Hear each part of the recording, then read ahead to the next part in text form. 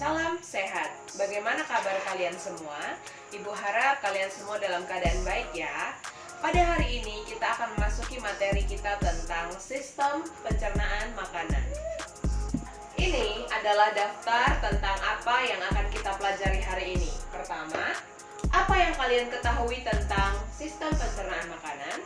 Kedua, kira-kira apa saja bagian-bagian penyusun dalam sistem pencernaan makanan? Ketiga, bagaimanakah cara kerja dari masing-masing bagian penyusun sistem pencernaan makanan? Selanjutnya, yang keempat, mengapa sistem pencernaan makanan itu penting? Dan apa saja penyakit yang dapat ditimbulkan jika kita tidak menjaga sistem pencernaan makanan? Perhatikan, di belakang ibu sudah ada gambar yang memiliki label nomor tetapi tidak punya keterangan sekali lagi. Mengapa demikian? Karena kita nanti akan menggunakan gambar ini untuk bermain game sambil belajar. Jadi, ibu minta kalian memperhatikan dengan baik penjelasan ibu ya, supaya nanti kita bisa bermain game bersama-sama. Kita akan memulai pembelajaran kita tentang sistem pencernaan makanan diawali dengan definisinya. Sistem pencernaan makanan hanya dapat terjadi karena adanya proses yang melibatkan organ-organ beserta kelenjar pencernaan dalam memecah bahan makanan menjadi sari-sari makanan agar lebih mudah diserap oleh tubuh. Selanjutnya, kita akan mengetahui bagian-bagian serta cara kerja dari setiap bagian penyusun sistem pencernaan. Organ pertama dalam sistem pencernaan adalah mulut. Di dalam mulut terjadi dua proses pencernaan sekaligus. Yang pertama secara mekanis dan yang kedua secara kimiawi.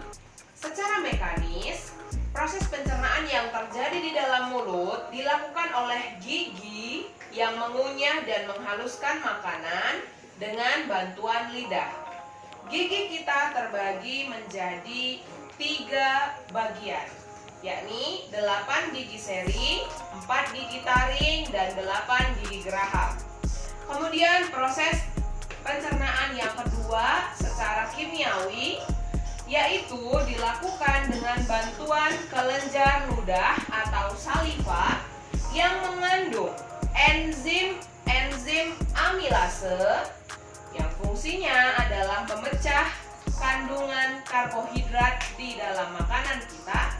Karbohidrat itu adalah kompleks. Dia akan diubah menjadi sederhana seperti glukosa.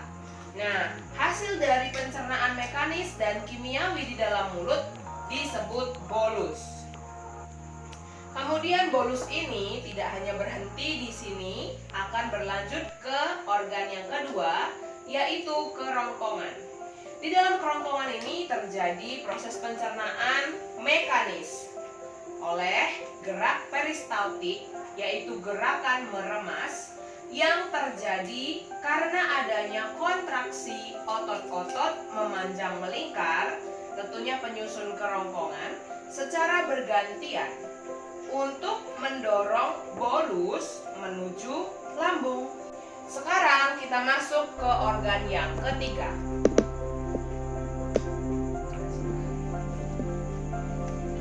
Ada lambung. Pada lambung, ini gambar lambung di sini. Pada lambung terjadi 2 jenis proses pencernaan.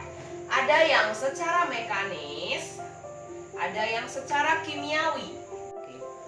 Proses pencernaan mekanis di dalam lambung itu adalah gerakan meremas bolus dan menekan-nekannya agar menjadi kimus. Kita ketahui tadi bolus itu adalah hasil pencernaan dari mulut yang sudah didorong oleh kerongkongan menuju ke lambung. Nah, di lambung inilah terjadi gerakan meremas dan menekan, mencampur aduk supaya bolus berubah menjadi kimus. Sekarang kita akan membahas proses pencernaan secara kimiawinya. Proses pencernaan kimiawi di dalam lambung dibantu oleh adanya getah lambung. Getah lambung ini akan mengaktifasi pepsinogen menjadi enzim pepsin. Enzim pepsin ini berfungsi dalam pemecahan protein menjadi yang lebih sederhana disebut pepton atau protease. Ada juga enzim renin. Enzim renin itu berperan dalam mengendapkan kasein susu atau protein susu. Kemudian enzim yang ketiga dalam lambung adalah enzim lipase. Sebagai pemecah lemak menjadi asam lemak dan gliserol. Nah, di sini ada lambung, di bawah ini kita perjelas. Bagian-bagian lambung ini terbagi menjadi 5 bagian. Di nomor 1 itu ada sphincter kardiak, di mana sphincter kardiak ini akan secara otomatis terbuka ketika ada bolus yang akan masuk.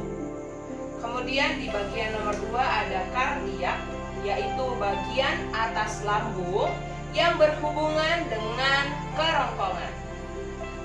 Selanjutnya nomor 3 ada fundus, di mana bagian fundus atau lambung bagian tengah ini akan terjadi sekresi getah lambung yang mengandung asam klorida atau HCl.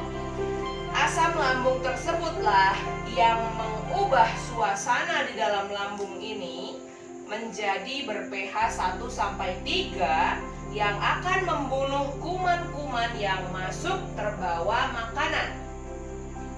Kemudian di bagian nomor 4 terdapat pilorus, dan nomor 5 ada sphincter pilorus, di mana pada bagian nomor 5 ini terdapat banyak sekali otot-otot yang kembali meremas dan menekan bolus agar benar-benar tercampur menjadi kimus.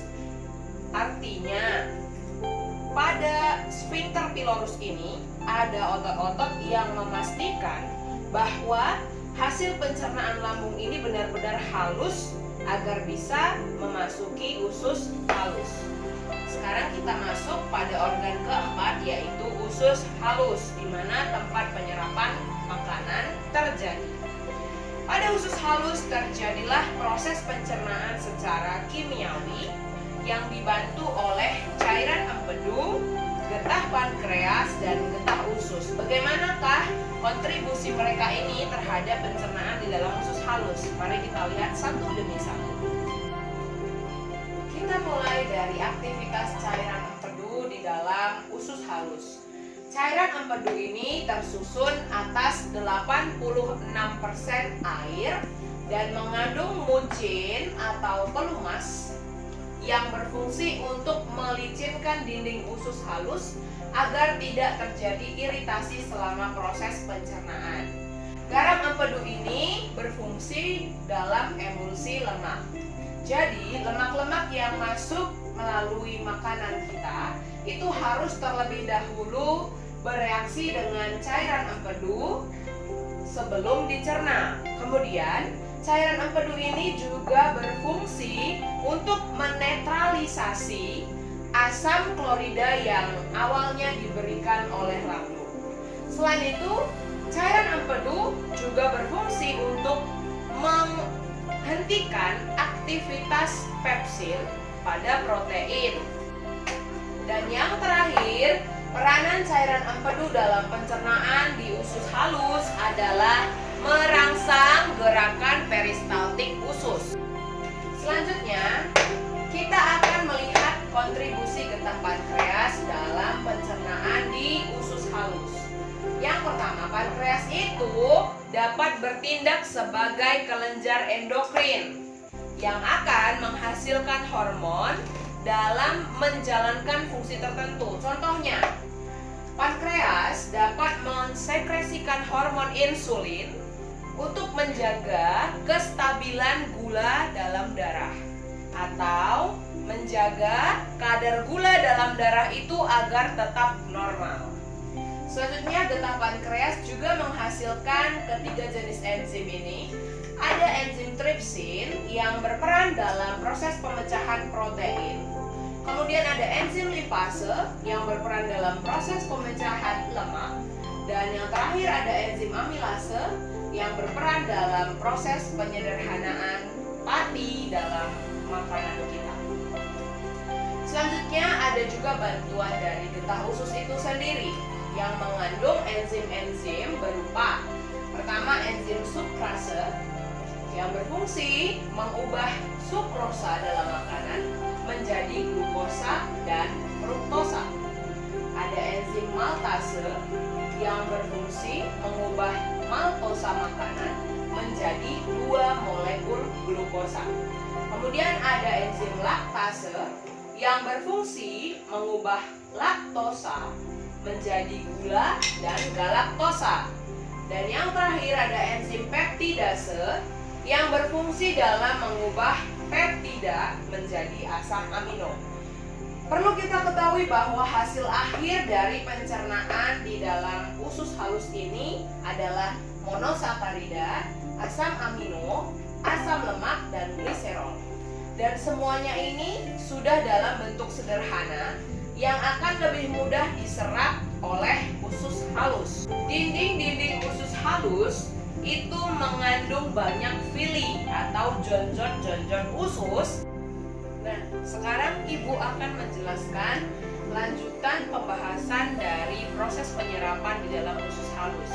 Jadi tadi setelah makanan melalui lambung, maka hasilnya adalah berbentuk kimus. Dan kimus itu nanti akan dipecah lebih halus lagi melalui proses pencernaan kimiawi di dalam usus halus. Kemudian setelah makanan itu dipecah lebih halus, lebih lembut menjadi sari-sari makanan, menjadi lebih mudah diserap, maka kita beri contoh di sini adalah sari-sari makanan yang akan diserap. Ini adalah permukaan dalam usus halus. Di sini ada banyak sekali bintik-bintik yang disebut mikrofili. Nah, di sini semua di permukaan bagian dalam usus halus itu ada fili atau jonjon-jonjon ususnya. Dan jika satu titik ini diperbesar, jadilah seperti ini. Inilah disebut dengan fili. Nih, fili. Jika satu fili ini lagi diperbesar, jadilah seperti ini.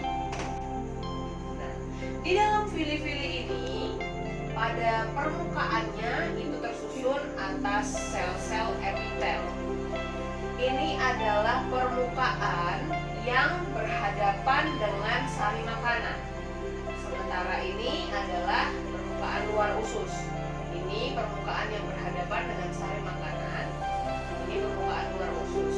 Kemudian sari-sari makanan tersebut akan terserap melalui sel-sel epitel ini. Setelah sari-sari makanan terserap ke dalam, ini sari-sari makanan di sini di luar. Kemudian terserap ke dalam, masuk ke dalam melalui sel-sel epitel. Kita lihat di dalam fili ini terdapat pembuluh darah dan juga terdapat kapiler yang menjadi pertemuan antara pembuluh vena dan arteri yang akan memastikan semua sari makanan yang terserap akan terangkut ke seluruh jaringan yang membutuhkan. Kita akan memasuki organ yang kelima, yaitu usus besar atau kolon. Jadi setelah makanan dicerna melalui mulut, kerongkongan, lambung, dan usus halus dengan bantuan getah dan cairan-cairan, selanjutnya makanan akan memasuki usus besar. Di dalam usus besar ini akan terjadi proses penyerapan air dan garam-garam mineral oleh dinding-dinding usus besar. Jadi setelah tadi diserap akan menghasilkan zat sisa. Zat sisa tersebut akan dibusukkan oleh bakteri yang sudah menjadi ciri khas usus besar, yaitu bakteri Escherichia coli adalah bakteri pembusukan zat sisa makanan. Kemudian zat-zat sisa di dalam usus besar tadi akan didorong ke belakang menuju ke rektum sebelum terjadi proses defekasi. Adapun urutan pencernaan untuk merangkum semuanya, yang pertama makanan akan masuk melalui mulut. Di dalam mulut tadi terjadi dua proses pencernaan, yaitu secara mekanis oleh gigi, secara kimiawi oleh kelenjar ludah dan enzim amilase. Masuk menuju kerongkongan yang terjadi proses mekanis berupa gerak peristaltik. Masuk menuju lambung yang terjadi proses mekanis berupa gerakan meremas dan menekan bolus, serta secara kimiawi oleh enzim-enzim berupa enzim pepsin, renin, lipase, dan tidak lupa asam lambung atau asam klorida. Kemudian menuju usus halus yang akan dicerna dengan bantuan cairan empedu pengemulsi lemak, getah pankreas penghasil enzim tripsin, lipase, dan amilase, serta getah usus penghasil enzim sukrase, maltase, laktase, dan peptidase. Dan selanjutnya akan memasuki penyerapan air dan garam mineral pada usus besar. Dan yang terakhir menuju rektum adalah tempat sebelum terjadinya proses defekasi melalui anus. Kita telah selesai belajar tentang sistem pencernaan makanan. Ibu harap kalian akan lebih memahami lagi dengan cara belajar lebih dalam di rumah, dan kalian harus mengingat masing-masing organ dari yang ditunjukkan pada gambar untuk nantinya kita bisa bermain game bersama. Sekian pembelajaran dari Ibu, terima kasih. Salam sehat.